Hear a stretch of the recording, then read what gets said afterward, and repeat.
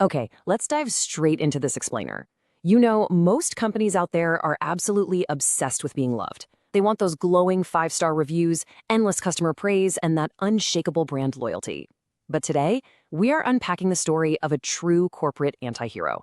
We're talking about an airline that took the traditional rules of customer affection and just threw them completely out the window. They decided to give people the one thing they secretly wanted more than anything else, even if it meant totally sacrificing every other comfort along the way. And that brings us to a massive, really fascinating dilemma.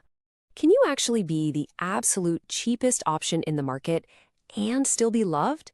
Trying to pull off both is almost impossible. Usually something has to give, right?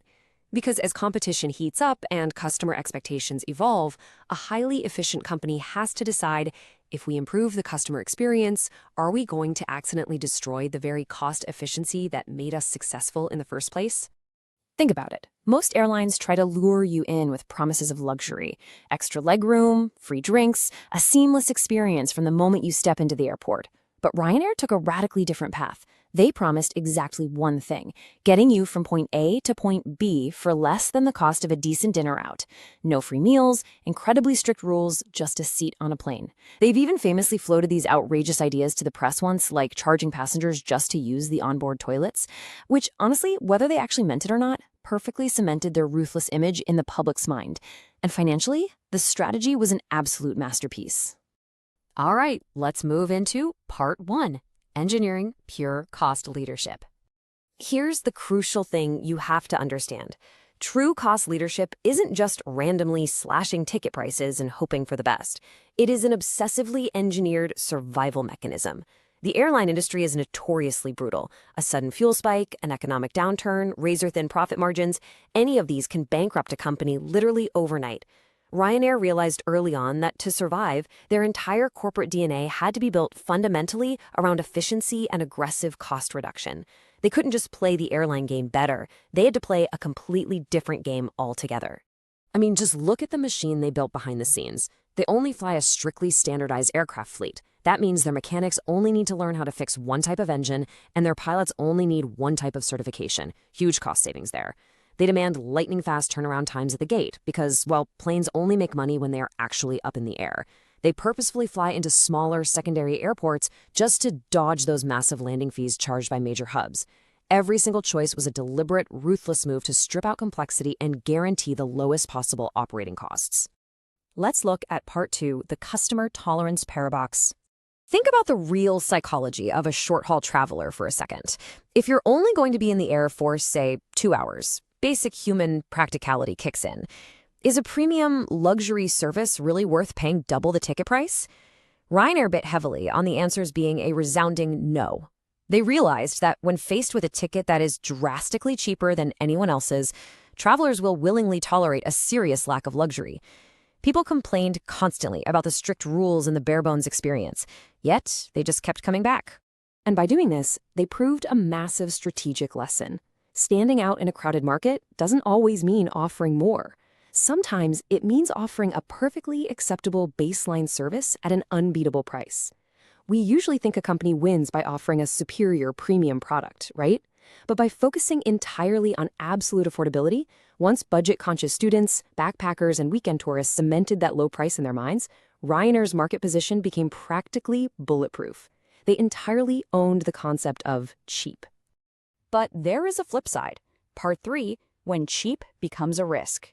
You see, pushing a business model this hard creates a cascading effect of hidden dangers. You can only squeeze operations so much before the cracks start to show. First, that constant customer frustration, it slowly starts poisoning the brand's reputation. Second, because your customers only care about your rock-bottom prices, they have absolutely zero loyalty. If a rival drops their fare by even $5, boom, they're gone. And third, you develop strategic rigidity. When your entire culture is intensely focused on cutting costs, you literally forget how to adapt when the market suddenly demands a slightly better experience. And sure enough, they eventually reached a dramatic breaking point. The realization hit them hard. Extreme low cost simply wasn't enough to guarantee forever growth. The constant stress of travel, boarding policies that felt inherently unfair, and terrible communication during delays were pushing passengers to their absolute limits.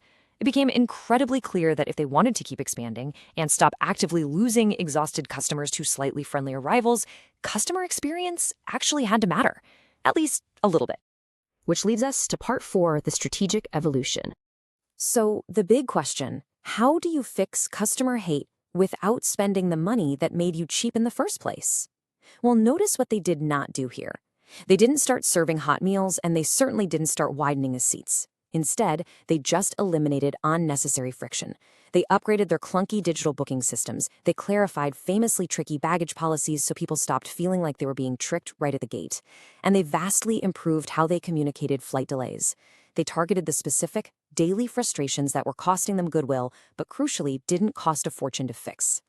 The goal here was never to transform into a luxury carrier. That wasn't them. It was to find a brilliant compromise.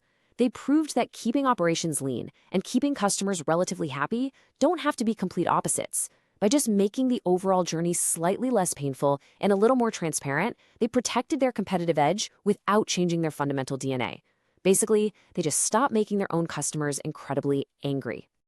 Now, let's figure out how the math actually works. Part 5, unpacking the real model. To really understand how they fund this delicate balancing act, you have to look at how their revenue is actually sliced up.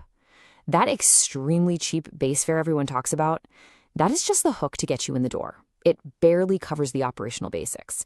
But once you're in the ecosystem, want to bring a full-size carry-on bag? That's a fee. Want to board early so you can secure some bin space? Fee. Want to pick a specific seat so you can actually sit next to your friend? You guessed it, that's a fee. It's honestly kind of genius when you break it down. They completely unbundled the traditional flight experience into individual, purchasable components. Highly price-sensitive travelers can still take the bare minimum, completely unassigned seat cheap flight, while other passengers will willingly pay extra to build their own level of comfort piece by piece. This model keeps that crucial headline price breathtakingly low while creating massive, incredibly profitable monetization opportunities on the back end.